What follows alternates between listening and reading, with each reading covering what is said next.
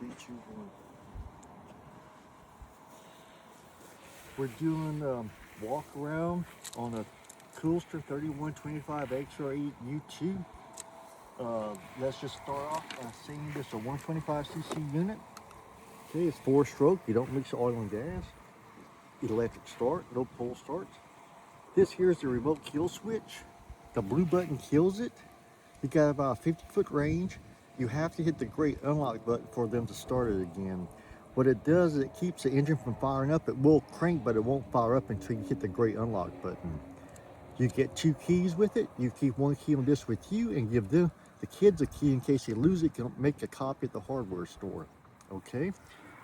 Now over here on this side, here's another kill switch right here. This is kill.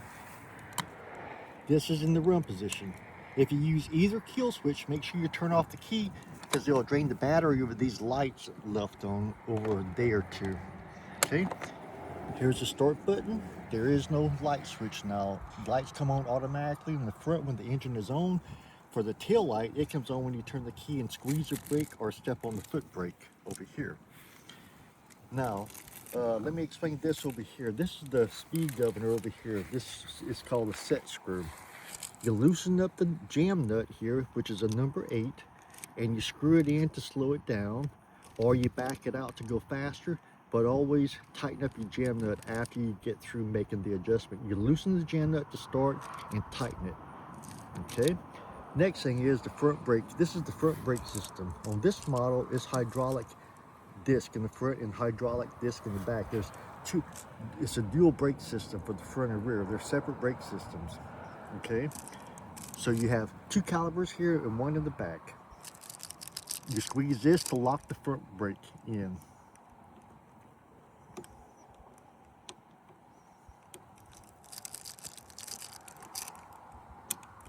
That locks the brake. That's a front parking brake.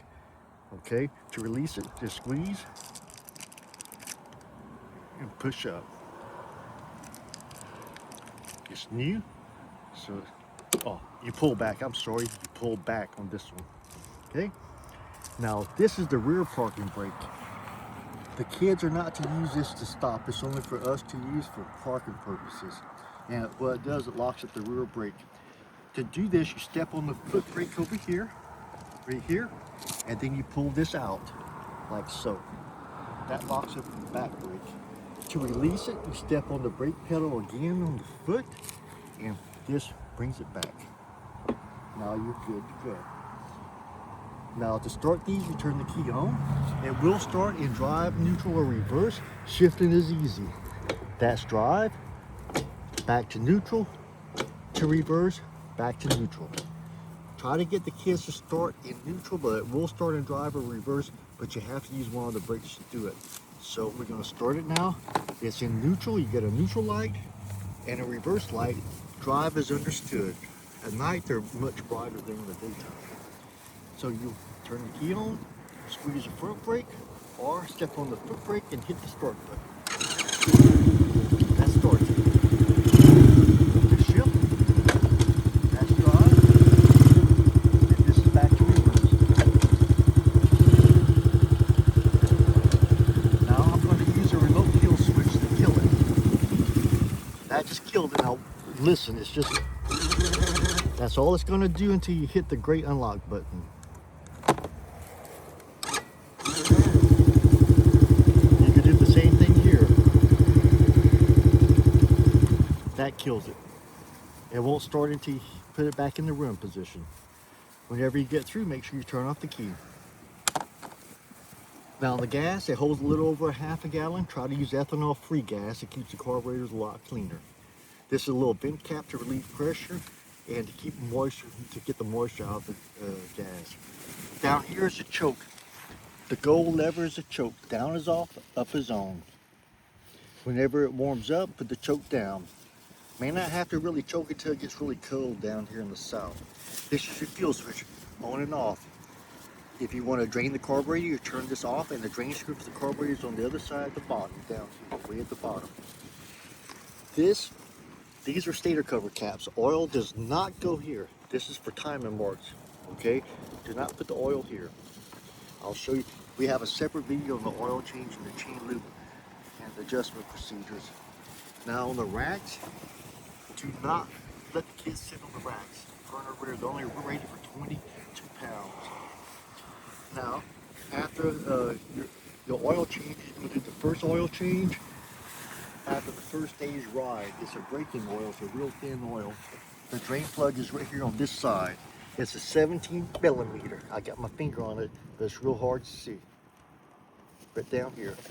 Use a socket and a ratchet, take the plug all the way out, drain the oil, put the plug back in, make sure you don't cross thread it, and put your oil directly in here. Pull the dipstick out and put the oil directly in there.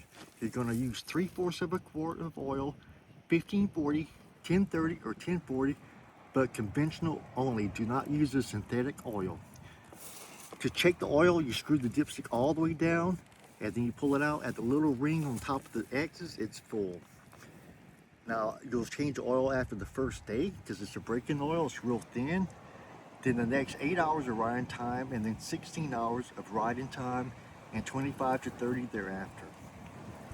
After about your third oil change, go around and check a couple of things when the engine is cold. Never tighten up anything when the engine is warm or hot. One thing you're going to check are these 4 head nuts right here. You're going to snug them all with the number 10 wrench, gently. Just a little tweak and that's it. Also for the exhaust studs, here's one on this side and one on this side with the number 10 wrench. Just snug them gently. Check your wheels, make sure they're tight. If they are, you could take the little cap that we have in the bag here to put over the center nut. You just squeeze, push, and twist and it'll lock in place over the center nut. If you have to tighten up any, take the cotter pin out, take a lug wrench, turn it 1 notch and put the pin in, and then you can put the cap on and then also check these lugs. Now, battery care. The battery sits up under this fender. Never jump start the battery. Just use a trickle charger, 2 amps or below. Charge it for about 4 to 6 hours about every 10 days. They do not charge themselves. They do not have alternators like most small ATVs. So you need the battery charged to keep the acid fresh to where it doesn't cake up.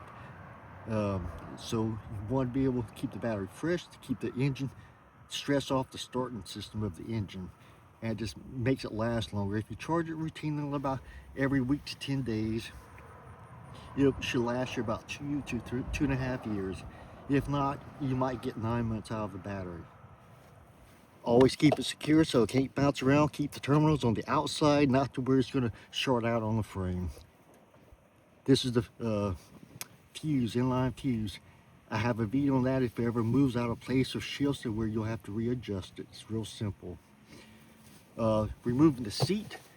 When you travel, you remove the seat and take the keys out. The lever is right here. Pull the lever back and it exposes just down here. Now this black wire that you see loose, that's the antenna for the remote kill switch. It's not a cut wire.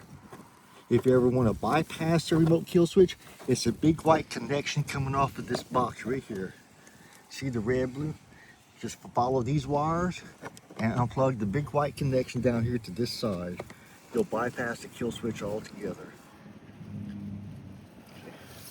To put the seat on, just get it here in the center and do a palm heel strike like that. It locks in place. We also have some reflectors you can put in here in the front, rear, and sides. They're white, yellow, and red. Any questions, please text us or email us and we'll be happy to answer them as possible. Again, watch the videos on the oil change and the chain lube and adjustment videos. It'll be very helpful.